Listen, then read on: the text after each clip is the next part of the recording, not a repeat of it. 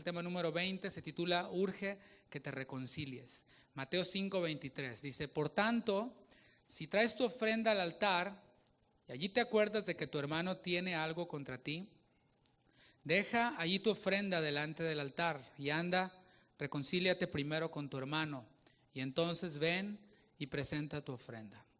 Señor, gracias por tu palabra, la cual es viva, eficaz, es más cortante que toda espada de dos filos. Penetra hasta partir el alma, las coyunturas y los tuétanos. Discierne los pensamientos, discierne las intenciones. Y a eso hemos venido hoy, Señor, exponernos a ella para que ella nos hable, para que ella discierna nuestros pensamientos y seamos nosotros entonces quienes nos sometemos a tu palabra. De esa manera resistimos al diablo, huye de nosotros y podemos enfocarnos en ese propósito que tú tienes para nosotros, que no es otro sino nuestra santificación, el ser cada día formados y transformados a la imagen de tu Hijo Jesucristo, Señor, hasta que tú vuelvas o hasta que nuestro cuerpo ya no trabaje más, ya no funcione más. Cada respiro que demos, Señor, queremos glorificarte a ti. Y esto es solo por tu palabra. Háblanos, Señor, háblanos al corazón. En el nombre de Jesús. Amén. Amén. Hay algo que no ha cambiado, hay cosas que no cambian a través del tiempo. Hay algunas cosas que no cambian y una de esas cosas que no han cambiado desde tiempos antiguos hasta el día de hoy es que la gente está harta de la superficialidad de la religión. La gente está harta de la superficialidad de la religión. Y eso ocurría en tiempos de Jesús, pero ocurre hoy también en nuestros días. La gente de los tiempos de Jesús tenían una idea sobre Dios y sobre quienes decían creer en Dios. ¿Estamos de acuerdo? Decían, ok, Dios, tenían cierta idea acerca de lo que es Dios. Dios es perfección. Así que la expectativa de aquellos quienes no conocen a Dios acerca de quienes sí conocen a Dios es perfección también. Es similitud al Dios en el cual dicen creer.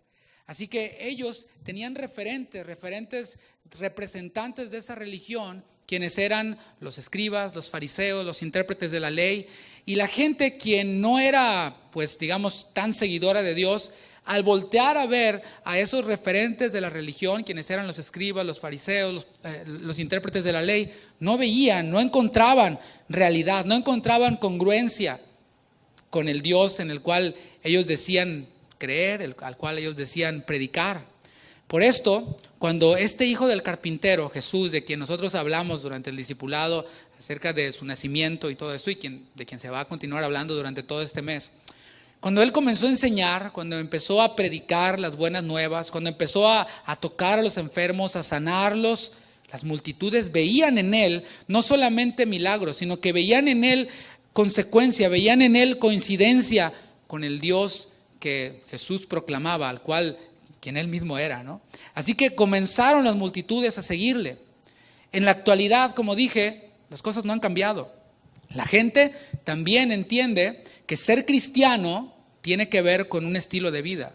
Por eso cuando tú le dices a alguien, oye, te invito a la iglesia, algunos son honestos y tienen una visión más clara acerca de lo que cristianismo es y dicen, no, ahorita no, después voy. Porque yo sé que cuando vaya a la iglesia voy a tener que dejar de fumar, voy a tener que dejar de decir malas palabras. Y asocian el ser cristiano con abandonar cierto tipo de conductas, abandonar cierto tipo de hábitos y de prácticas. Y ¿sabes qué? No está mal. Aunque sabemos que no es ese solamente el límite, o sea, ser cristiano no es dejar de tomar, no es dejar de fumar únicamente, es consecuencia de, porque hay ciertas organizaciones quienes ayudan a los adictos, pero no tienen nada que ver con Dios. Así que, pero ellos asocian que ser cristiano tiene que ver con un estilo de vida distinto. Un estilo de vida obviamente a la manera de Cristo. Todos tienen alguna idea acerca de Cristo y lo que Cristo enseñó y lo que Cristo representó. Así que lo lamentable es que es raro hoy en día encontrar a cristianos como Cristo. Hoy en día es raro encontrar a cristianos quienes se parecen a Cristo, no solamente por lo que hablan, sino por lo que viven. Y ¿sabes qué? Así como en tiempos de Jesús, eso tiene harta a la gente de este mundo. La gente de este mundo está harta de cristianos quienes dicen serlo, pero no se parecen nada a Cristo. Y creo que tú y yo también estábamos hartos de la esterilidad que veíamos en nuestra religión Y por eso decidimos volver a la Escritura, volver a la palabra, a las palabras sanas de Jesús, no solo para estudiarlas, hermanos, porque Jesús no se limita a una doctrina. Jesús es una persona, Jesús es un estilo de vida. Por eso nosotros no solo estudiamos las Escrituras, sino que las vivimos. Al menos ese es mi objetivo, espero que sea el tuyo también. Los versículos base del versículo que nosotros tomamos para desarrollar esta enseñanza son parte de lo que se conoce como el Sermón del Monte o el Sermón de la Montaña. Este Sermón del Monte fue impartido por Jesús principalmente a los discípulos. Un discípulo es un seguidor, es alguien quien quiere ser como su maestro. Es distinto un alumno a un discípulo. Un alumno se matricula para tomar y aprender X cosa. Te matriculaste para aprender cocina, por ejemplo. Pero tú vas a aprender cómo cocinar, pero no te interesa ni te metes en la vida del maestro o la maestra. Tú dices, pues, con su vida que haga lo que quiera, pero yo quiero aprender a cocinar. Eso es un alumno. Pero un discípulo es aquel quien quiere ser como su maestro, quien pasa tiempo continuo con su maestro de tal manera que se empieza a parecer a él. ¿Te ha ocurrido que convives tanto con alguien y se te pega? Se te pega la manera de ser de la persona, se te pega el acento, se te pega el tonito de voz, ¿verdad?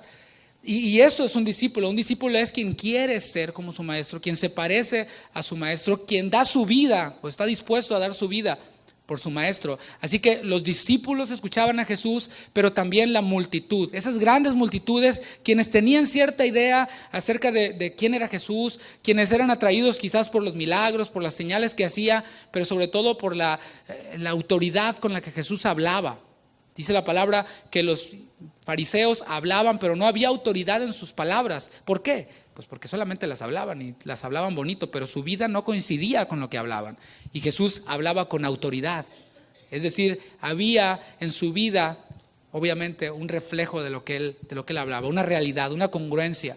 Jesús, en este Sermón del Monte o Sermón de la Montaña, hizo énfasis en el verdadero sentido de la ley. Esos discípulos y esas multitudes conocían y habían oído de la ley. Muchos de ellos, como parte de su cultura, la sabían de memoria. Así como algunos de nosotros dentro de nuestra cultura nos aprendimos ciertos rezos, ¿verdad? Nos aprendimos ciertas oraciones o ciertas máximas. Ellos tenían dentro de su cultura memorizada la ley. Pero Jesús, como Hijo de Dios, vino a darle el verdadero sentido a la ley.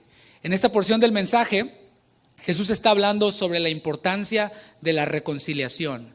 Tú quizás te preguntes, ¿qué significa reconciliación? Bueno, hay una definición muy simple de reconciliación y es el acercamiento de dos partes que se encuentran distanciadas. Reconciliación es eso, el acercamiento de dos partes que se encuentran distanciadas. Y para esto quiero regresar a lo que acabo de decir. Jesús le hablaba este sermón a discípulos y le hablaba a la multitud. Aquí pudiera haber ya una aplicación y preguntarme a mí mismo, ¿soy yo de los discípulos o soy yo de la multitud? Solamente hay dos grupos, los que creen y los que no creen. No hay medias tintas con Dios. O somos o no somos. Y eso es lo que la palabra de Dios cuando se enseña en su contexto adecuado, cuando se enseña sin alterar, sin tratar de quedar bien con nadie, sin tratar de ganar popularidad, la palabra te confronta y dices, ok, soy discípulo, o sea, me parezco al maestro, camino como él, estoy dispuesto a dar mi vida por él. No, ok, entonces soy multitud. Pero vengo a la iglesia. Sí, claro, porque hay que hacer algo, ¿no? Hay que ir a la iglesia, aunque sea una vez a la semana. O bueno, al mes, pero que soy cristiano, ¿no? Ahí la palabra discierne, divide los discípulos de la multitud. Dices, ok, soy una multitud que va de vez en cuando. El problema, porque está hablando de reconciliación, el problema no es que haya distanciamientos entre los discípulos de Jesús. Porque si este tema del cual Jesús estaba hablando acerca de la reconciliación era hablado a los discípulos, es porque implicaba que los discípulos o entre los discípulos iba a haber un distanciamiento. El problema no es que haya distanciamientos entre los discípulos, el problema es que no haya reconciliación inmediata. Ese es el verdadero problema. Acompáñame a Efesios capítulo 4, versículo 26. Efesios 4, 26. Si me regalan un poquito de agua, se los voy a agradecer porque mucho café. Efesios 4, 26. ¿Ya lo tienen?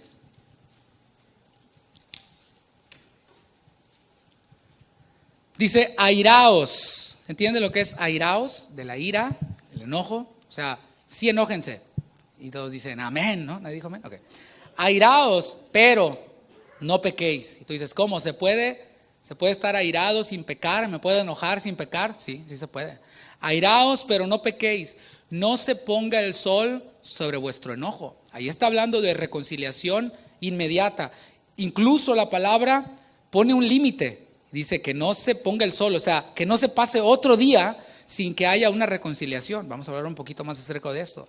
Si hay conflictos sin resolver y si hay distanciamientos entre los discípulos, escucha esto, por más reformado, por más bíblico, por más la etiqueta que le quieras poner a tu cristianismo, es tan estéril como cualquier otra religión, como cualquier otra.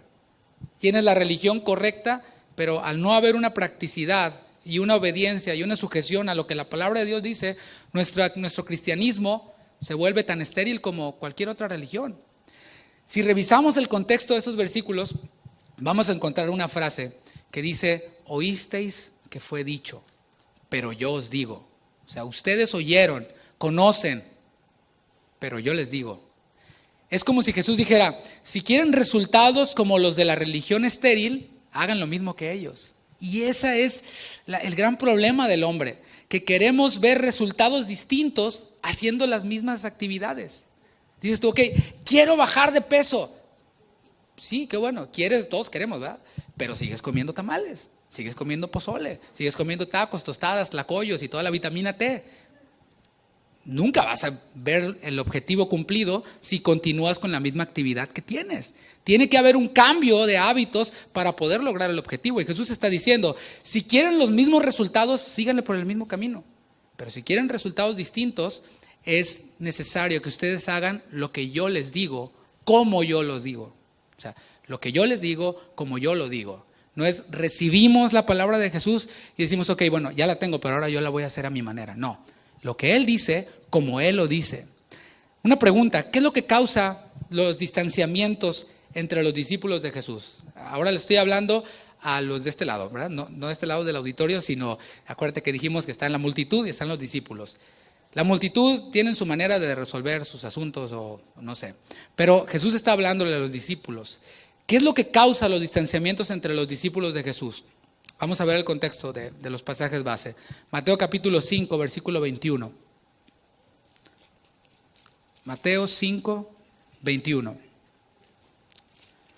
Dice, oísteis que fue dicho a los antiguos, no matarás. Hasta ahí, la ley. Después viene la interpretación o la adición a la ley. Y cualquiera que matare será culpable de juicio. Hay que poner atención y tener mucho cuidado cuando nosotros compramos una Biblia, por ejemplo, de estudio. O sea, son buenos recursos. Leemos el texto y abajo, no sé si lo has visto bien en letras pequeñas, donde te da un comentario y una explicación acerca de lo que acabas de leer arriba. Bueno, es una buena herramienta, pero lo que está abajo no es inspirado por Dios. Lo que está abajo es la explicación de un hombre, en muchas ocasiones, un hombre piadoso, un hombre que busca a Dios genuinamente, un hombre que conoce la palabra, no vamos a minimizarlos, pero lo de abajo no es inspirado por Dios. Es necesario que nosotros vayamos, leamos el texto y busquemos qué es lo que Dios tiene para nosotros en ese texto, sin caer obviamente en torcer lo que dice la doctrina. Dice, oísteis que fue dicho a los antiguos, no matarás. Dije, hasta ahí la ley. Después viene el comentario de los rabinos. Y cualquiera que matare será culpable de juicio. Eso no estaba en la ley, eso era de los comentarios de abajo. Esto último fue añadido y fíjate bien, le restaba atención al espíritu de la ley, el cual Jesús estaba a punto de aclarar. La religión estéril te dice, no mates y todo está bien, ¿verdad? No mates. Yo no mato a nadie. ¿No te ha pasado cuando tú le dices a alguien, mira, ¿sabes qué? Necesitas arrepentirte de tus pecados, Cristo, ¿pecados? Pues yo no he matado a nadie, yo soy buena persona, yo nunca maté a nadie, nunca robé nada. Y empieza el hombre a justificarse y al menos dice, bueno, yo he cumplido ese, o la mayoría, ¿no? He cumplido ese mandamiento, no he matado a nadie. ¿Por qué? Porque dice, cualquiera que matare será culpable de juicio. Así que la religión estéril te dice, no mates y está todo bien. Y esa misma línea de pensamiento está en muchos discípulos quienes dicen, pues si no me involucro demasiado en la iglesia, pues no voy a tener problemas. Pero ¿qué dice Jesús? Versículo 22. Pero yo os digo que cualquiera que se enoje contra su hermano será culpable de juicio. Y ahí te voy a explicar un poquito acerca de lo que hablamos en Efesios, ¿no? ¿Se puede uno enojar? Sí, te puedes enojar sin pecar, sí se puede. Porque hay una ira que es la ira justa. Es una ira producida cuando la gloria de Dios es ofendida, cuando el nombre de Dios es vituperado. Ahí debe haber en el creyente una ira que es una ira justa. Y por cierto, es una ira que nosotros debemos de tener con nuestro propio pecado. Con esa, obviamente nosotros hay deseos, se llama concupiscencia, que están listos para estallar. Algunos se les da por una actividad, otros por otra, pero todos tenemos deseos que están listos para manifestarse en pecado. Y al ser seres humanos, al tener carne, cuando estamos menos llenos del Espíritu, somos más vulnerables a nuestra concupiscencia y pecamos. Y cuando pecamos, debe de haber en nosotros esta ira justa. Esta ira justa la cual decía David, decía, contra ti solo he pecado y he hecho lo malo delante de ti. Yo me imagino a David que no decía así como que contra ti. O sea, había una ira en él, un enojo consigo mismo por haber ofendido a Dios, un enojo consigo mismo por haber pecado contra Dios. Y esa es una ira que debe haber en nosotros, esa es la ira justa. Y una ira también que debe de haber cuando el nombre de Dios, como dije, es vituperado. Cuando aquellos quienes se burlan de Dios, quienes hacen chistes de Dios. Yo, hermanos, no soy muy dado a ver televisión y no quiero sentirme más santo que ustedes ni nada. Simplemente no es algo que acostumbro a hacer. Pero hay ocasiones en las que por alguna causa veo programas de televisión y salen comediantes y empiezan a hacer chistes de Jesús, de Dios. Y no sé a ti, pero a mí me enoja eso. Me enoja escuchar que alguien tome el nombre de Dios en vano. ¿Por qué? Porque conozco a Dios. Y esa es una ira justa que debe haber en nosotros. Una ira justa es cuando vemos el pecado en alguien, y estoy hablando del pecado, no del alguien. O sea, no queremos destruir a quien está pecando, pero odiamos y aborrecemos el pecado de alguien. ¿Por qué? Porque ofende a Dios. Porque Dios es santo. Esa es la ira justa. Pero hay otra ira que es la ira del hombre. Así le llama la Biblia. Santiago capítulo 1, versículo 20. ¿Me acompañas? Santiago 1:20. Dice así, porque la ira del hombre no obra la justicia de Dios. La primera fue una ira justa y esta otra de la cual yo te estoy hablando es la ira del hombre en la cual no obra la justicia de Dios. Esta ira no tiene nada que ver con la justicia por la santidad de Dios. Es una ira egoísta y sin razón. Puede ser simplemente porque el hermano, porque acuérdate, estamos hablando entre discípulos, porque el hermano no es como yo quiero que sea. Y por eso tengo ira contra el hermano, porque yo quiero que sea de esta manera, que actúe de esta manera, y estoy hablando de cosas que no son pecado, sino simplemente es que el hermano es de tal o cual parte del mundo y así acostumbra a hablar y así es su acento, pero tú quieres que sea como la parte del país o del mundo donde tú eres. Y entonces es una ira egoísta, porque yo quiero que él sea como yo quiero que sea, porque yo espero que esa persona se comporte como yo espero que se comporte, y nada tiene que ver con la palabra, simplemente con mi opinión. Dice la palabra, no se detengan a discutir acerca de asuntos de opinión, porque opiniones hay muchas, porque cada quien piensa pues como fue criado, de dónde viene, y algunos, por eso hay tanta variedad de tamales, ¿verdad? Tanta variedad de tacos en todo México, hablando de México, porque cada quien pues los hace a su manera, y eso depende de opiniones. ¿Cuáles son mejor, los tacos del norte o los del sur? Es opinión, eso es opinión. Dice la palabra, no se detengan a discutir acerca de opiniones entre ustedes. Hay cosas que tienen trascendencia y es la gloria de Dios. Por eso sí debemos de tener celo. Pero hay esa ira egoísta y sin razón, porque el hermano no es como yo quiero que sea o espero que sea. Porque no es según mi criterio, según el mío, no el de la palabra. La Biblia de las Américas traduce este versículo que acabamos de leer como todo aquel que esté, que permanezca enojado con su hermano. Podríamos decir, el que tenga una ira egoísta y sin razón y permanezca en ella. Leímos Efesios 4:26 donde dice, no se ponga el sol sobre vuestro enojo.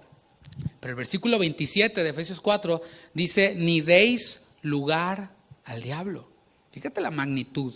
A veces como que uno habla muy rápido o lee muy rápido y no nos detenemos a ver lo que implica tener cierta actitud. Cuando nosotros tenemos una ira egoísta y sin razón, le abrimos la puerta al diablo. Le cedemos el volante al diablo. ¿De qué? De nuestra mente. Porque el enojo es algo interno y no tarda en manifestarse externamente, hermanos. Esto nos lleva al siguiente nivel en el distanciamiento. En Mateo 5:22, la segunda parte dice, y cualquiera que diga necio a su hermano será culpable ante el concilio. Para nosotros, hermanos, la palabra necio puede no decirnos mucho. Dices tú, híjole, pues ya soy culpable ante el concilio porque le he dicho a mi hijo, ¿no? ¿Qué necio eres? Esta persona es bien necia. Eso es un juicio superficial, hermanos. La palabra, o ya que estamos viendo la esencia de las cosas, la palabra donde dice necio es la palabra raca. Y esta palabra implica un desprecio profundo. Cuando nosotros pensamos en desprecio, no sé si a ti te viene a la mente lo mismo que yo, el desprecio de aquellos quienes, pues valga la redundancia, desprecian a los que no son de su misma raza. Ese desprecio que hay entre los blancos contra los de otro color, ¿verdad? O sea, el que sea. Ese desprecio, ese rechazo. Pero también hay un desprecio por aquellos quienes se sienten inferiores. Ellos mismos se sienten inferiores hacia quienes ellos mismos consideran superiores. Estoy hablando entre los discípulos. Entre los discípulos. Hay aquellos quienes se sienten inferiores. ¿Por qué? Simplemente porque no han dejado transformar su entendimiento por la palabra de Dios. Porque en Cristo no hay judío, no hay griego, no hay esclavo, no hay libre, no hay blanco, no hay amarillo, no hay azul, no hay rojo. Todos somos uno en Él. ¿Por qué? Porque Cristo pagó el mismo precio por el blanco, amarillo, azul y rojo y por todos. Pero en nuestra mente mundana tendemos a sentirnos inferiores. Y eso no se llama humildad, eso se llama orgullo. Yo me siento inferior y menosprecio a quien yo mismo considero superior. Bueno, eso también es orgullo y es desprecio también, porque aquellos quienes se consideran inferiores desde su orgullo y consideran a otros superiores, tienden a despreciarlos, a rechazarlos, y decir, ay, viene este que se cree mucho y el otro ni se cree mucho, simplemente pues somos distintos, hermanos, en carácter, somos distintos en formación, en muchas cosas, pero lo que nos une a nosotros como hijos de Dios no es que los dos somos universitarios. Como nosotros somos universitarios, o sea, nosotros no nos juntamos con los que no, o sea, eso no ocurre entre los hijos de Dios, eso no debe de ocurrir. Lo que me une a mi hermano es Cristo, es Cristo. Lo que nos hace estar unidos cuando nos sentamos a la mesa no es la conversación que podamos tener. Puede ser, y eso vuelve al cristianismo, y es lo que volvió al cristianismo, algo vivo, algo que impactó el mundo, que ellos podían decir, ¿cómo es posible que el esclavo está con el Señor? Y se hablan de uno a uno y comen. Claro, porque lo que los une es Cristo. Lo que te une a ti con tu hermano no es la plática en común, y es que a los dos nos gusta el fútbol, o a los dos nos gusta la música, o a los dos nos gusta comer tal o cual comida, o es que los dos somos de tal o cual rancho y por eso nos juntamos, y es que nos identificamos porque nosotros somos la raza. En Cristo no hay eso, hermanos. En Cristo puede estar el judío con el griego bajo un mismo techo. ¿Sabes por qué? Porque en gloria vamos a estar juntos, por cierto. En gloria no va a haber divisiones, en gloria no va a haber distinciones. Eso viene de nuestra mente, de nuestra carne.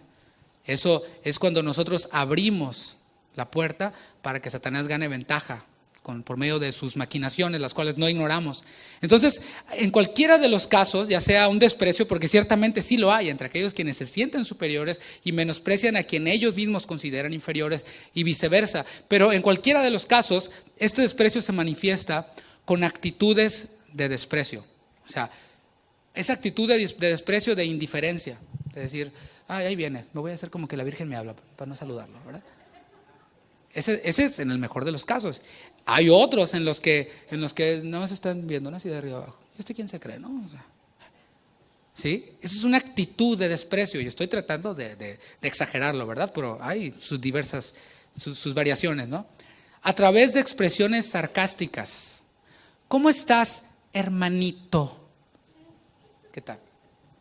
Hermanita. ¿Verdad? ¿O cómo está mi músico? Órale, ¿no? O sea, esa es una expresión sarcástica. ¿Cómo está la hermanita? ¿Verdad? O sea, esa expresión de sarcasmo también se manifiesta por medio de hablar a espaldas de alguien de forma irrespetuosa, de forma burlona, de forma despectiva. Hermanos, nosotros al ser hijos de un mismo Padre nos debemos respeto. Dice la palabra que debemos de, en cuanto a honra, preferirnos los unos a los otros. Es un mandato. ¿Qué significa honra? Honra significa preferencia. Es dejar de pensar en mí mismo para pensar en el bien del otro. Si alguien merece ser aplaudido, es el otro y no yo. ¿Se entiende? El problema es de que nuestra carne siempre queremos ser nosotros los aplaudidos, siempre queremos ser nosotros los atendidos, siempre queremos ser nosotros los glorificados y no el otro. Y eso se ve. Ay, ¿por qué no saludaron al hermano? No, pues, ¿y por qué no lo saludaste tú? Hoy, ¿por qué nadie me saludó? ¿Y tú saludaste a alguien? O sea, porque es que como te sientes superior o te sientes inferior, pero hay que estar en el nivel adecuado. Y cuando se habla a espaldas de alguien de forma irrespetuosa, de forma burlona, ay, sí, ya lo viste, ¿sí? Eso es una manifestación de desprecio. Ay, sí, yo ni creo que este sea tan cristianito, a mí se me hace que... Y ahí está, ¿no? Se arma, y luego y eso trae un imán así increíble, ¿no? Se empieza a juntar y se arma, ¿no? Porque es delicioso el argüende, ¿verdad? Por eso esos programas tienen tanto rating, son exitosos. Los programas donde hablan de los artistas, donde hablan de que la vecina golpeó a la otra. ¿Y qué pasa, el desgraciado? Eso es exitoso. Porque es hablar a espaldas de alguien de forma burlona, de forma despectiva, despreciativa.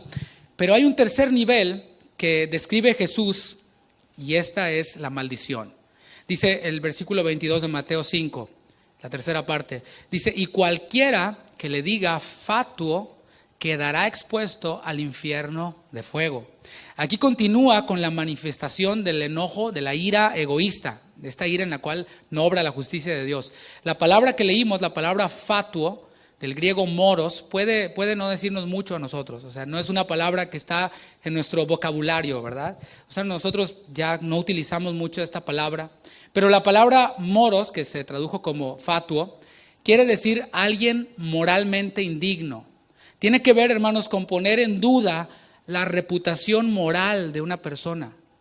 Y por eso el Señor dice que nuestra boca habla tanto acerca de la lengua, nos advierte acerca de la lengua, que de nuestra boca, como ha sido puesto en nosotros un cántico nuevo, no solamente se limita a melodía, sino también a lo que las palabras dicen.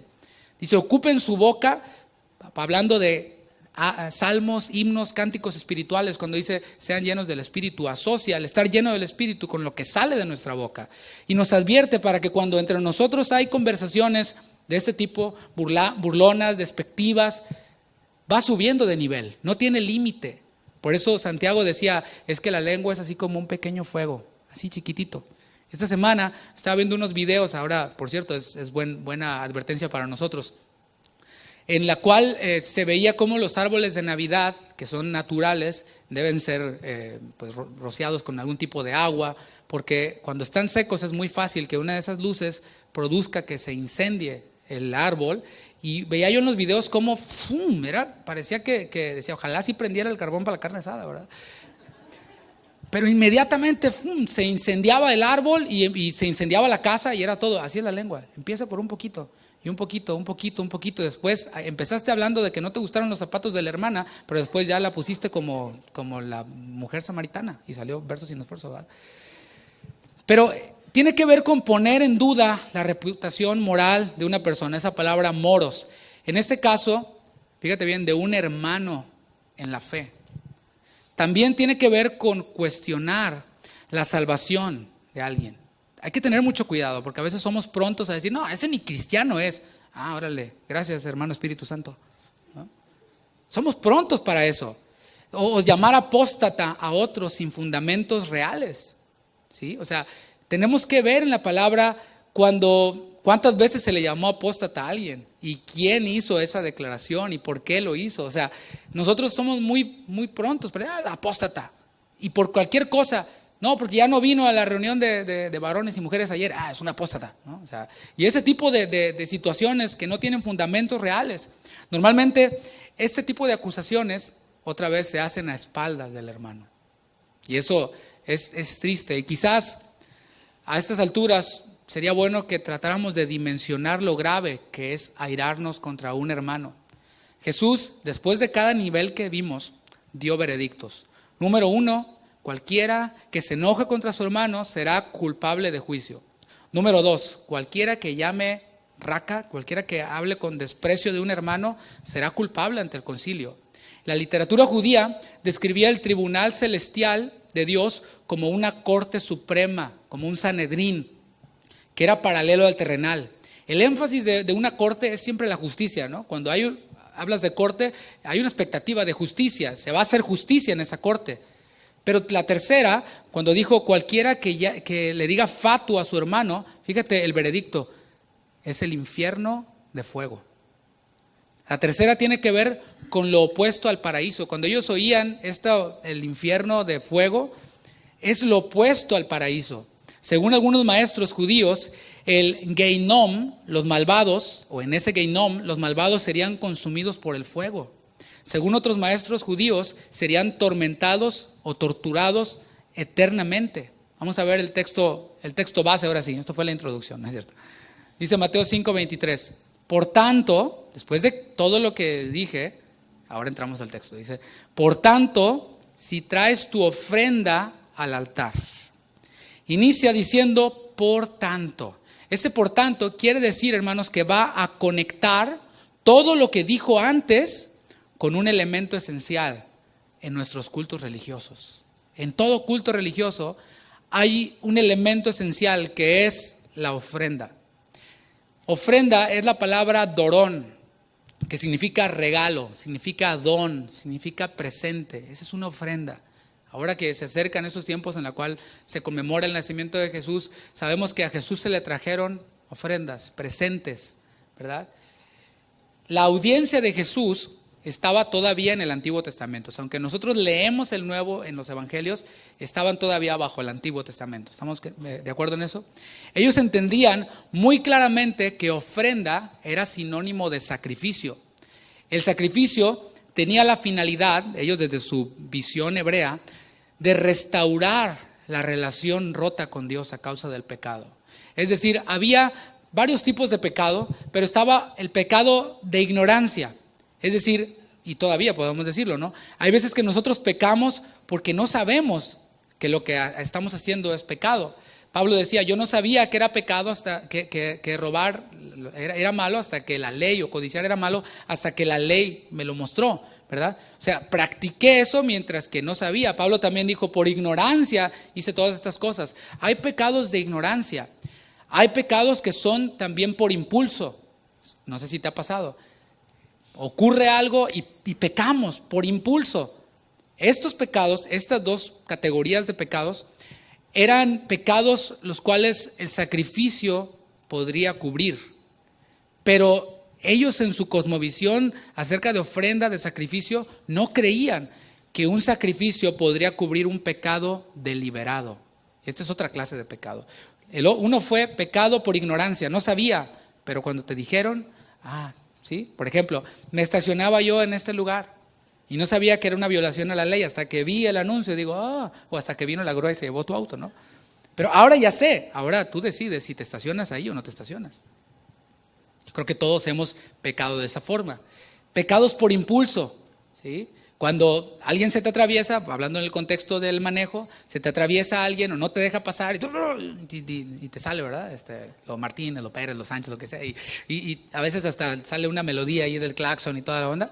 Bueno, después viene el Espíritu Santo, te recuerda y te dice, ¿sabes qué? ¿Qué tal? ¿Eso se parece a Cristo? Entonces te viene convicción a tu corazón y pecaste por impulso. No es que planeaste pecar. No es que dijiste, a ver, mi agenda, ok, sí, a las 4 el viernes voy a pecar. Eso es un pecado deliberado. Dices tú, ¿sabes qué? Está la opción de que haga las cosas bien, que las haga de esta forma, pero no, yo lo voy a hacer de esta forma. Ese es un pecado deliberado. Cuando sabes incluso que el pecado en el que estás viviendo, o más bien, no sabías que lo que tú vivías era pecado, pero la palabra te lo expone. Y cuando, como dije hace rato, la palabra se expone así, tal cual, pues, sorry, ¿no? O sea, las pedradas les caen a unos, a otros nos caen en otra parte de la predicación, pero pedradas nos caen a todos, ¿no?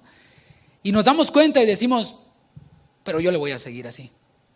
Porque, ¿qué tiene de malo? Y ponemos cientos de excusas. Bueno, ellos en su cosmovisión de ofrenda, de sacrificio, no creían que un sacrificio podría cubrir esa clase de pecados, los pecados deliberados.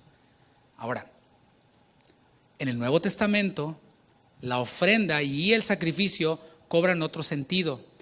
Ya no es para perdón de pecados, la ofrenda y el sacrificio. O sea, eso de que trae un pacto ahora para que Dios perdone el pecado de tu abuelita que ya murió, eso ya me suena más como a tipo purgatorio o un asunto así medio, o indulgencias y todo esto, ¿no? No tiene nada que ver con Cristo.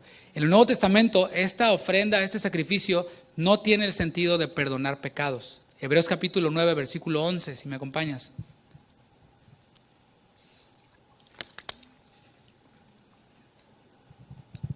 Dice, pero estando ya presente Cristo, sumo sacerdote de los bienes venideros, por el más amplio y más perfecto tabernáculo, no hecho de manos, es decir, no de esta creación, y no por la sangre de machos cabríos ni de becerros, sino por su propia sangre, entró una vez para siempre en el lugar santísimo, habiendo obtenido eterna redención. En el Nuevo Testamento, cuando se habla de ofrenda, se aplica a la contribución monetaria, y también se aplica a la adoración.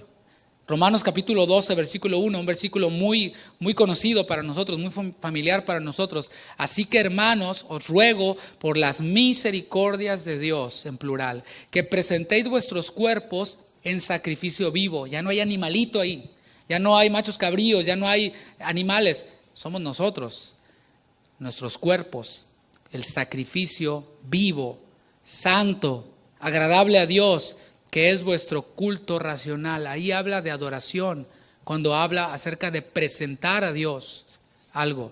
Ofrenda y sacrificio en el Nuevo Testamento tiene que ver con presentar entonces nuestras vidas ante Dios. Ahora, Dios en el Antiguo Testamento no hubiera aceptado una ofrenda externa si alguien habría oprimido a su hermano, si alguien habría maltratado a su hermano.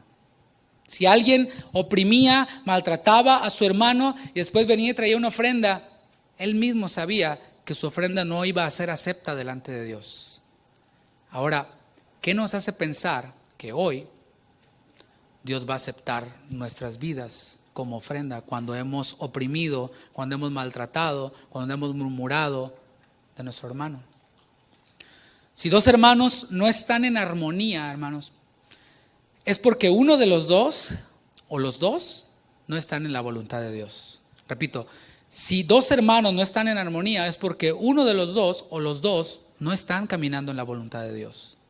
Una vida que practica el pecado deliberadamente, ni en el Antiguo Testamento, bajo la ley, ni bajo la gracia, es acepta ante Dios.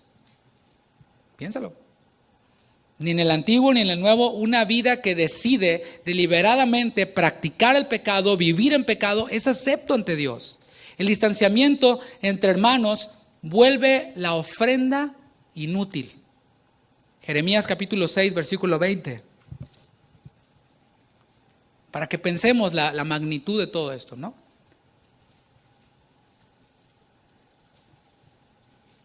Una vida que practica el pecado deliberadamente, dije, ni en el Antiguo Testamento era acepta ante Dios, ni lo es hoy tampoco.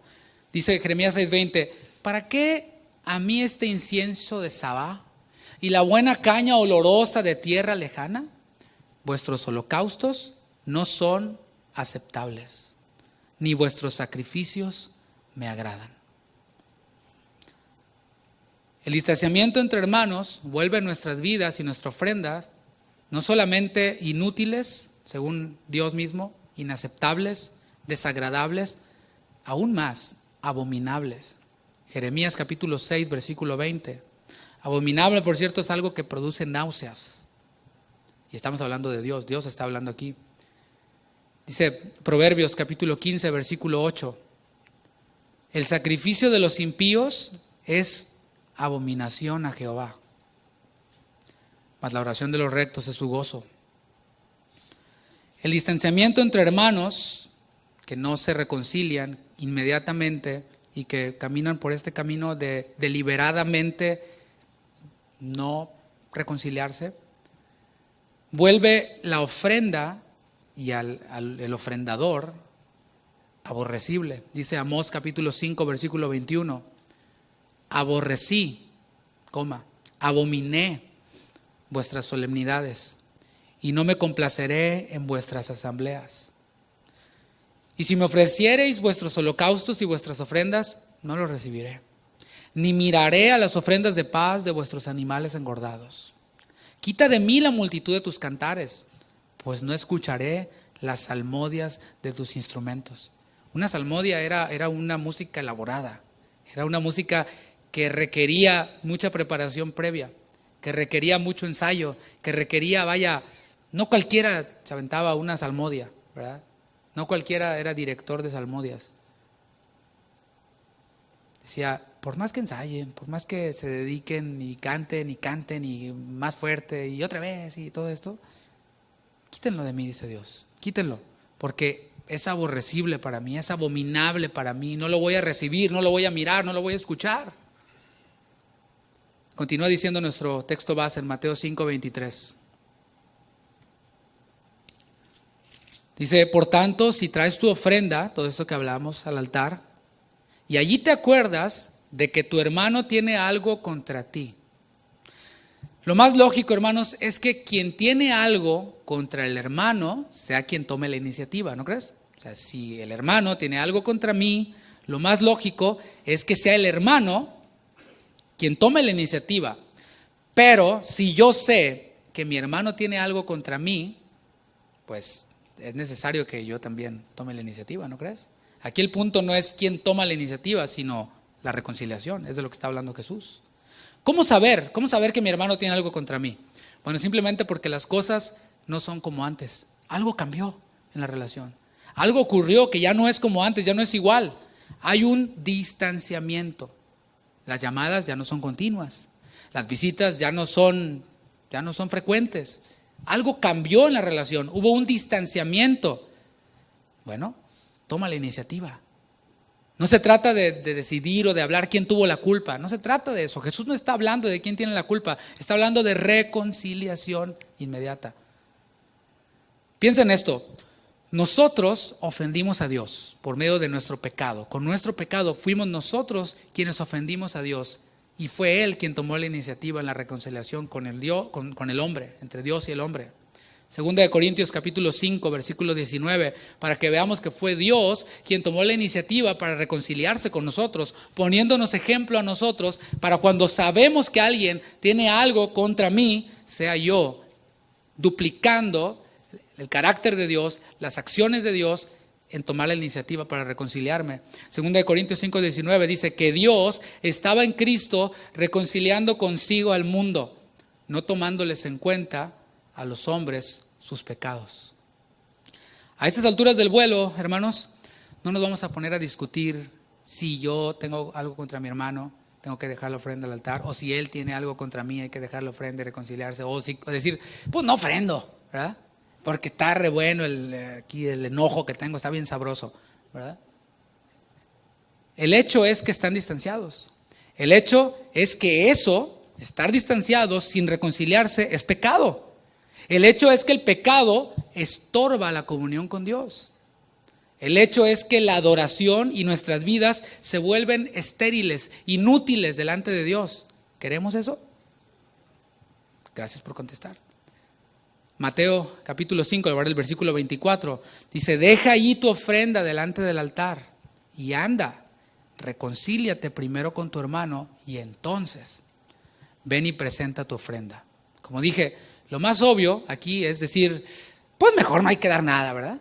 O mejor no me congrego, o mejor veo predicaciones por internet y otra. ¿Qué crees? Por eso no te entra y sigues igual. Porque tu vida se ha vuelto inaceptable delante de Dios. Es más fácil decir, pues mejor no hay que dar nada. El énfasis aquí es la urgencia y la prioridad de la reconciliación entre hermanos para que la ofrenda, Nuevo Testamento, nuestra vida, sea santa, sea agradable, sea útil, sea aceptable delante de Dios. Leímos, y anda, reconcíliate primero, prioridad, con tu hermano. Es decir, el hecho de que haya una reconciliación necesaria no le resta importancia a la ofrenda. ¿Se entiende? La ofrenda sigue siendo importante, pero más importante es presentar una ofrenda que sea aceptable delante de Dios que nomás presentar una ofrenda. Y cuando hablo de ofrenda no se limita únicamente a la parte económica, se está hablando y se extiende hacia nuestras vidas aceptas delante de Dios. ¿Cómo explicar que cuando nosotros oramos estamos presentando nuestras vidas delante de Dios? ¿Por qué? Porque nosotros hablamos y Él nos escucha y Él responde, pero cuando estamos viviendo deliberadamente, practicando el pecado, llámese asesinato en este caso, ¿cómo esperamos que nuestras oraciones sean escuchadas y respondidas por Dios? ¿Cómo esperamos que cuando hay una necesidad o cuando cantamos, cuando adoramos, levantamos las manos y sí, Señor? Y esa, como se ha dicho muchas veces, ¿no? Esa música, esa canción no pasa del techo, por más bonita que se escuche. El énfasis aquí es la urgencia y prioridad de la reconciliación entre hermanos. Dice, levántate o anda, reconcíliate primero con tu hermano. Esa palabra anda es la palabra hupago en griego. Y significa, es interesante, dice, apartarse sin hacer ruido. Porque, hermanos, normalmente cuando se predican este tipo de mensajes, normalmente se hacen llamados, ¿no? Y se trae aquí el piano y empieza así una musiquita y una progresión así, una cadencia musical, y después el predicador empieza como a ponerle un poquito más de énfasis, ¿no? De emoción al asunto, y hasta llora, y si llora es mejor, ¿verdad? Y si el Señor te está hablando y reconcíliate con tu hermano, entonces sí se levanta uno allá pues, con la convicción, pero también un poquito manipulado, ¿no? Por el setting. Y va y se levanta y va con el hermano y los otros están viendo y dicen, le estaba peleado el hermano, ¿no? Eso va en contra del mandato de Jesús.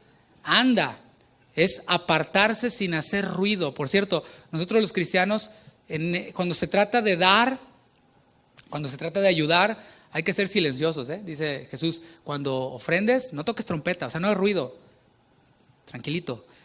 Decía un maestro mío de la universidad, el silencio también es música, ¿verdad? O sea, hay que ir silenciosamente, sin hacer ruido, sin decir, poniéndole en el Facebook, aquí reconciliándome con mi hermano, ¿verdad? Y los cultos, ¿no? Las fotos y suben a las páginas, los hermanos reconciliándose, ya todos nos dimos cuenta quién estaba peleado con quién. No hace falta de enterarnos quién está peleado con quién, y si es nosotros. El foco siempre, el reflector se pone sobre nosotros. Es con quién me voy a reconciliar. Y te voy a dar yo una alternativa un poquito más sabia para reconciliarte y que no seas puesto así como que en evidencia, ¿no? Para ir apartándose o hacerlo sin ruido, ¿no? Mándale un text message, ¿verdad? A tu hermano. Invítalo a cenar. Llégale como una visita inesperada a su casa, ¿verdad? Hazle un regalo. Eso va todavía, sube más el estándar, ¿no? Con el que tiene algo contra ti o con quien tú tienes algo en contra. Estas son unas buenas sugerencias que yo te puedo dar para reconciliarte con tu hermano. ¿Por qué? Porque reconciliación, como dije, es el acercamiento de dos partes que se encuentran distanciadas. Versículo 25, por si fuera poco, para ir concluyendo, de Mateo 5, 25 y 26, dice, ponte de acuerdo con tu adversario pronto. Otra vez está la prioridad, la prontitud. Ponte de acuerdo con tu adversario pronto, entre tanto que estás con él en el camino. No sea que el adversario te entregue al juez y el juez al alguacil y seas echado en la cárcel. De cierto te digo que no saldrás de allí hasta que pagues el último cuadrante. Ya hablamos en la serie de los viernes acerca de la parábola del siervo que no quiso perdonar al otro siervo. Y no la voy a repetir, búsquenla ahí en SoundCloud.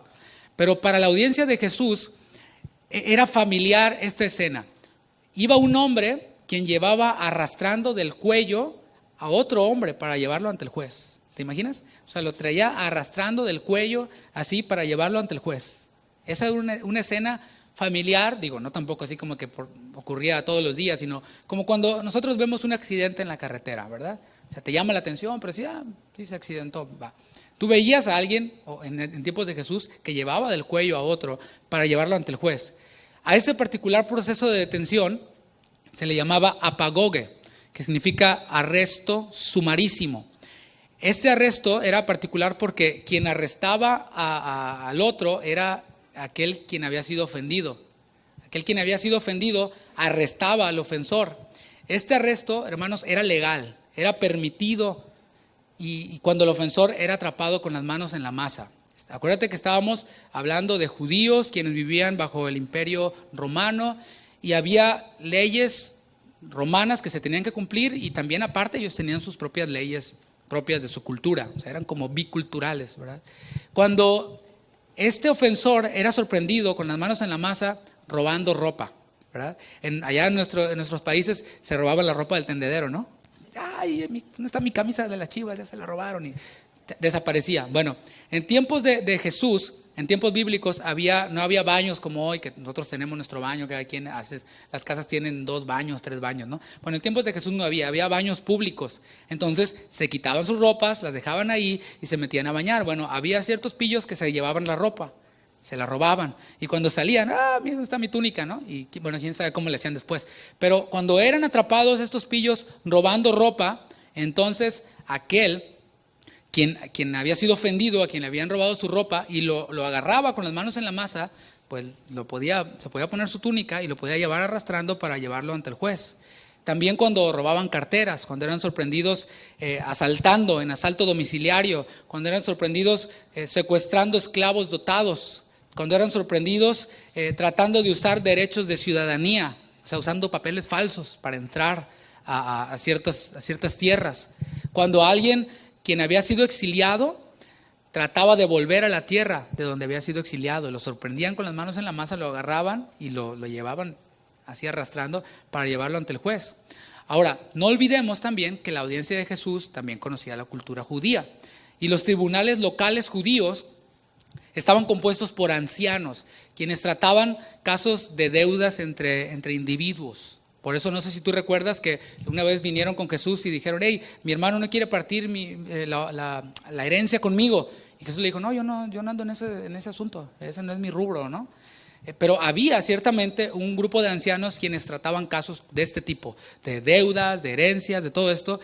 Y el deber del oficial del tribunal era asegurarse de que la deuda se pagara debidamente.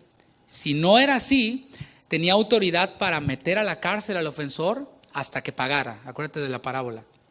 En ambos casos, ya sea en el área romana o en el área judía, quien debía dinero o quien había ofendido podía llegar a un acuerdo con el ofendido antes de llegar delante del juez. O sea, cuando lo llevaba del cuello en camino, arrastrando, el que iba siendo arrastrado podía ponerse de acuerdo con su adversario, llegar a un trato, a un acuerdo.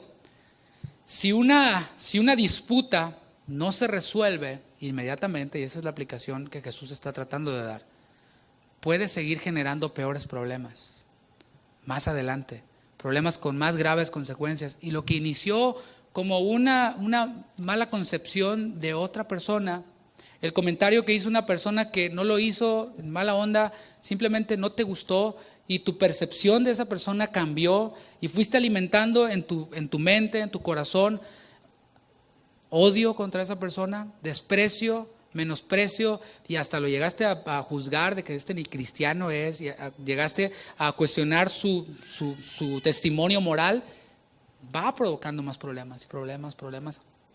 Hablando entre discípulos, hermanos. Nadie de nosotros queremos que lo que hacemos para Dios sea estéril. Nadie de nosotros queremos que lo que hacemos para Dios sea inútil, ¿verdad? Es como si vas a trabajar y no sé si te ha ocurrido. A mí me ha ocurrido en algunas ocasiones en las que trabajo en algún proyecto y algo ocurre y se borra el archivo que tanto trabajo me costó y ahora hay que volverlo a hacer porque fue inútil todo lo que hice, se perdió, ya no tiene validez. Bueno, así mismo para Dios nosotros no queremos que se vuelva inútil nuestra ofrenda, nuestra vida, lo que cantamos, lo que damos, lo que servimos para Dios. Mucho menos queremos que nuestras vidas sean despreciables por Dios. Y hay algo que es una ley general, ¿no? Y es que cada uno de nosotros quienes estamos aquí decidimos si obedecemos a Dios o no obedecemos a Dios. Puedes escuchar al mejor predicador del mundo, es más, pudiera resucitar uno de los más gruesos y predicar un mensaje a una audiencia, y aún así cada uno tendría su decisión de obedecer o no obedecer, de darle respuestas a Dios o no darle respuestas a Dios. Y podemos de aquí salir diciendo, qué bonito, o qué aburrido, o no sé, o no me gustó, pero eso hace que nuestra decisión se esfume y se pierda. Es decisión nuestra, entonces, reconciliarnos con nuestro hermano. Y yo creo que hay motivos suficientes para hacerlos, ¿no crees? Hay motivos suficientes. Que nuestras vidas sean agradables delante de Dios no significa únicamente estar vestidos de una manera, no significa únicamente comportarse de una forma, no significa únicamente hacer tal o cual función en la iglesia. Ser agradables delante de Dios tiene que ver con ser santos, porque Él es santo. Ese es el estándar. Hagas lo que hagas en la iglesia, la función que tú hagas, vas a dar cuentas delante de Dios. Voy a dar cuentas delante de Dios, no por el nivel, entre comillas, que alcanzaste a desarrollar, sino por la santidad con la que viviste y con la que serviste. Ese es el estándar de Dios. A lo mejor nunca eres pastor, porque ese no es tu llamado. Entonces Dios no te va a pedir cuentas de pastor. ¿Se entiende? Pero los que somos pastores, Dios nos va a pedir cuentas de pastores. Y eso es asunto entre Dios y yo, Dios entre aquellos quienes son pastores. Así que tú tranquilo, tú enfócate en lo tuyo, yo me enfoco en lo mío. Yo le doy respuestas a Dios en lo que Él me habla a mí. Y eso me va a tener bien ocupado por mucho tiempo. Y eso te va a tener bien ocupado a ti por mucho tiempo. Queremos que nuestras vidas y que todo lo que hagamos sea aceptable delante de Dios, porque hay motivos suficientes para hacerlo.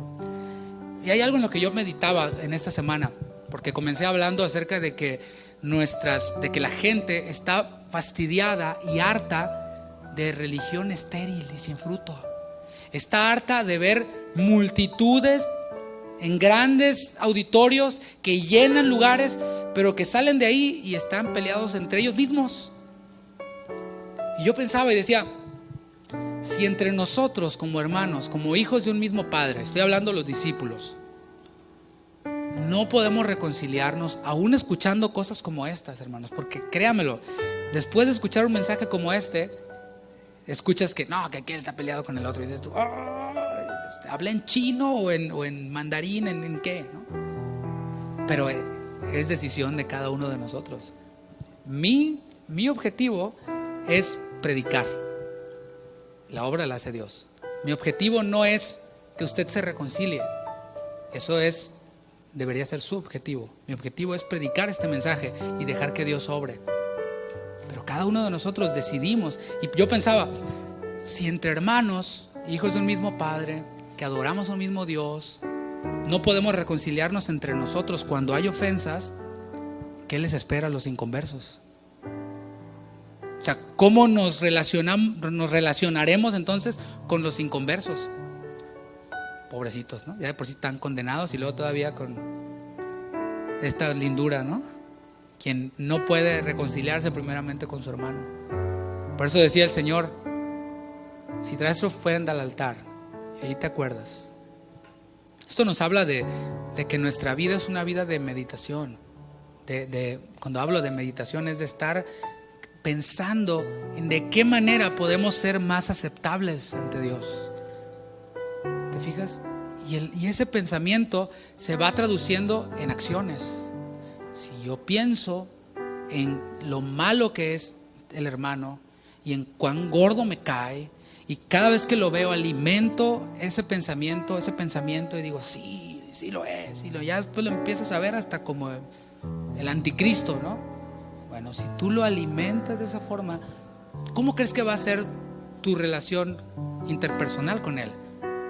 Viene, se acerca. Hola, ¿cómo estás? Hola, hermanito. Se manifiesta. Y después levantamos las manos, ¿verdad? Y después oramos: Señor, sana mi enfermedad.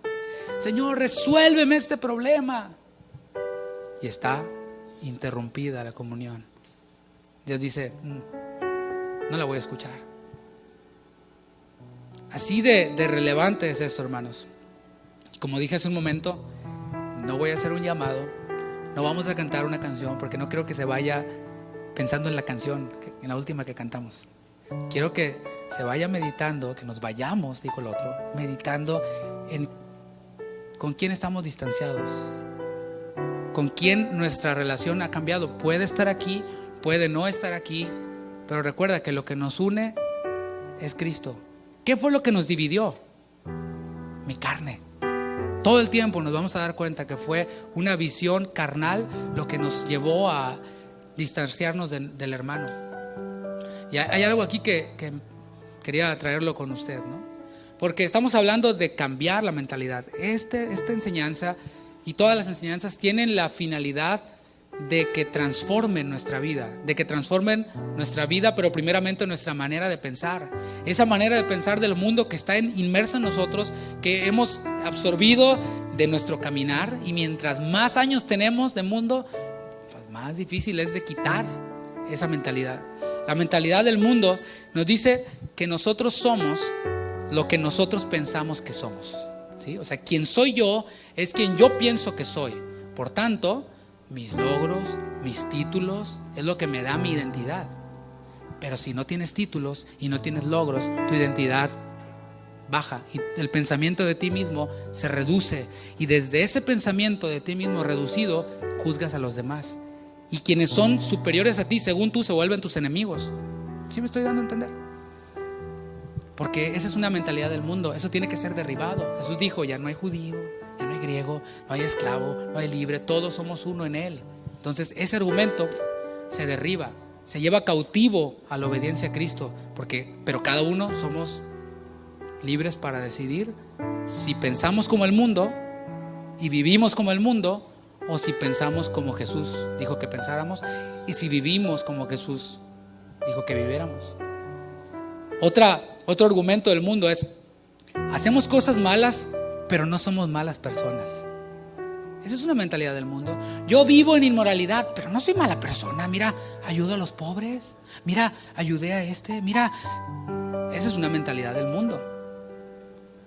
Es que los demás nos juzgan injustamente. O sea, yo no soy malo, lo que pasa es que los demás me juzgan a mí. Esa es una mentalidad del mundo que debemos de llevar cautivo a la obediencia a Cristo. Y es: Señor, no es que los demás me juzguen, es lo que dice tu palabra. Tu palabra me muestra que estoy en pecado. Tu palabra me demuestra que estoy distanciado con este. Y ahorita ya debes de tener tu lista, ¿verdad? Llena. Otra mentalidad del mundo es que si algo sale mal, no es mi culpa, ¿eh? Si algo sale mal, no es mi culpa. Bueno, Eva y la serpiente son evidencia de esto, ¿verdad? No, fue la mujer que tú me diste. No, fue la serpiente. Pero yo no tengo la culpa si algo sale mal. Es necesario que seamos valientes para aceptar y asumir nuestra responsabilidad. Esto salió mal porque yo tuve la culpa. ¿Y cómo lo voy a arreglar? Con la palabra de Dios, por supuesto. Otra mentalidad del mundo es: algo malo ha ocurrido y alguien es culpable. Así es, alguien es culpable, pero no yo. En las relaciones interpersonales estamos distanciados. Bueno, alguien tiene la culpa, pero yo no. Porque yo siempre he sido bueno, porque yo siempre lo ayudé, porque yo siempre bla, bla, bla, bla. Pero el culpable no soy yo, es el otro. Y el otro piensa igual. Y ese es el gran problema. Por eso hay distanciamientos que duran y que no se resuelven inmediatamente, y hay religión estéril. Los demás lo ven y dicen: eso es pura payasada, yo mejor sigo aquí donde estoy. Aquí los compas nos llevamos bien, ¿verdad? Nos compramos el 12 de cerveza y vemos el partido y mira, somos bien cuates. Allá los hermanitos, claro, así nosotros mismos hacemos que nuestro cristianismo se vuelva estéril, inefectivo, Pero no es que el evangelio ha fallado, somos nosotros los evangelistas quienes hemos fallado, los evangélicos. Finalmente, la moralidad es relativa. Esa es una mentalidad del mundo, ¿verdad? La moralidad es relativa, pero cuando alguien peca contra nosotros, aquí queda claro que un principio se violó, ¿verdad? Que no se trate de quién me hizo a mí, porque ahí ya la moralidad se vuelve infalible. Es necesario que nosotros llevemos cautivo todos estos pensamientos que están en nosotros, de una u otra forma lo están, pero nosotros decidimos si nos dejamos guiar por esta corriente del mundo o si nos dejamos guiar por la palabra de Dios. Y eso, hermanos, se ve. Jesús dijo: por sus frutos los conoceréis. Es necesario, hermanos, que nosotros salgamos de nuestra comodidad, que salgamos de ese ensimismamiento desde el cual queremos arreglar la vida de todos, teniendo la nuestra hecha un desastre. Dice Jesús: primero saca la viga de tu ojo, y entonces, porque sí es necesario, entonces vas y sacas la paja del ojo de tu hermano. Dice el capítulo 5 de Mateo, para concluir, dice el versículo 19, de manera, leemos desde el 18, porque de cierto os digo que hasta que pasen el cielo y la tierra, ni una jota ni una tilde pasará de la ley, hasta que todo se haya cumplido. ¿Cuántos dicen amén? Dice después, de manera que cualquiera que quebrante uno de estos mandamientos muy pequeños, y así enseña a los hombres, muy pequeño será llamado en el reino de los cielos. Necesitamos vivir pensando en la eternidad, hermanos. Por fe andamos y no por vista. Nosotros todavía no vemos lo que hay en la eternidad, pero creemos que es así. La pregunta es, ¿vivimos como que creemos? Porque si creemos que vamos a dar cuentas delante de Dios de todos nuestros actos, así deberíamos de vivir, ¿no crees? Dice, será llamado pequeño en el reino de los cielos. ¿Quién? Quien quebranta los mandamientos y enseña. Yo quebranto la ley, pero enseño que hay que vivirla rectamente. Yo quebranto la ley, pero exijo que todos sean correctos, menos yo, porque yo soy yo, ¿verdad? Porque conmigo no aplica tanto, es menos el asunto. Pero yo quiero que todos vivan rectamente. Pero dice más adelante, mas cualquiera que los haga, ahí mismo en el versículo 19, cualquiera que los haga y los que enseñe. Tú y yo somos llamados a enseñar. Parte de nuestro discipulado, de nuestra salvación, implica hacer discípulos, enseñándole todas estas cosas, esta que escuchamos hoy. No dice júntense y hablen de todos unos de otros, hablen de deportes, hablen del clima, y nada de Dios. ¿Dónde está la enseñanza? Dice la palabra, asociándoos con los humildes. Esas asociaciones, esas amistades que tenemos, ¿realmente nos llevan a la piedad? ¿Son personas humildes o son personas que siempre nos desvían, siempre nos confunden, siempre dañan nuestra comunión con Dios? Cada quien decide. Yo no le voy a decir, no te juntes con este, no te juntes con este otro. Cada uno de nosotros decidimos cuál es nuestro objetivo y vamos añadiendo personas quienes nos contribuyen hacia ese objetivo, hacia la edificación, hacia la santificación. Dice, cualquiera que haga estos mandamientos y los enseñe, este será llamado grande en el reino de los cielos. No importa si estudiaste hasta la primaria, no importa si estudiaste hasta la secundaria, preparatoria, si tienes un doctorado, un máster, no importa. Vamos a estar delante de Dios. ¿Cómo queremos ser llamados? ¿Pequeños o grandes? ¿De qué depende? ¿De qué tanto hicimos los mandamientos? Porque el que dice, el que tiene mis mandamientos y los guarda, ese es mi discípulo. Y que tanto los enseñamos a otros. Y eso no es solamente para los pastores. Cada uno de nosotros somos maestros de estas cosas que aprendemos. Todos tenemos a alguien a quien enseñar. Nuestros hijos primeramente. ¿Estamos enseñando a nuestros hijos estas cosas? No solamente con palabras. Nuestros hijos ven en nosotros un avance espiritualmente, o nada más ven que hay más cúmulo de horas de iglesia. Hermanos, Dios nos va a pedir cuentas por esos pequeñitos. Esos son tus discipulitos, si es que los tienes. ¿Qué cuentas le vamos a dar a Dios? Vamos a orar, hermanos. Padre, muchas gracias. Gracias por tu palabra. Gracias porque tú, Señor, tienes pensamientos de bien y no de mal para nosotros. Dale gracias. Tú tienes pensamientos de bien y no de mal para nosotros. Y estas cosas que tú nos hablas pueden parecernos fuertes, pueden parecernos radicales, pueden parecernos regaños, pero Señor, es por nuestro bien, porque tú tienes pensamientos de bien y no de mal. Tú no deseas destruirnos. Somos nosotros quienes nos destruimos con nuestra desobediencia. Somos nosotros quienes en vez de hacer tu obra, estorbamos a tu obra, pero tú vas a obrar, vas a cumplir tu propósito con nosotros, sin nosotros o por encima de nosotros. Jesús, gracias, porque este mensaje, esta palabra, nos muestra y nos pone sobre acciones, con la responsabilidad de responder. Y Señor, hoy queremos meditar en ella, atesorarla en nuestro corazón y ponerla por obra cada día. Que podamos concluir este año con asuntos cerrados, con ese deseo de reconciliarnos con aquellos hermanos con quienes estamos distanciados. No hay garantía de que todo tenga un final feliz, pero en nosotros hay ese deseo de que nuestras vidas sean aceptas ante ti. Por eso el apóstol Pablo dijo: en lo que dependa de vosotros, estad en paz con todos los hombres. Y esto, tomar la iniciativa y obedecer tu palabra, depende de nosotros, y lo haremos, Señor. Gracias, Jesús, por tu palabra. Gracias, Dios, por ella. Te bendecimos y te adoramos, Señor, en el nombre de Jesús. Amén. Amén. Mis hermanos, que el Señor les bendiga. Espero verlos acá el viernes a las 7:30. Bendiciones. Saludos a su hermano que está ahí atrás de usted.